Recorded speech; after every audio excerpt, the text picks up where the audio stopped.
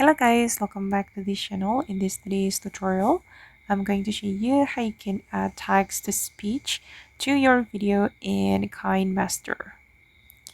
Okay, let's get into it guys. Here I have created a project in Kinemaster, and first of all, I'm going to add text to my video. I'm just going to type in hello guys like this. And then if you want to add the text to speech, we just need to click on the text, and then here you will find the option called text to speech. Okay, and then you need to download the plugins, and here I have downloaded the English female narrator. Okay, so I'm just going to choose this one. Hello, this is Kinemaster.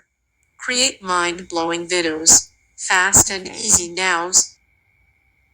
And if you want to get the other narrators, you can go to this menu, the asset store, and you can choose Indonesian, Korean, and English.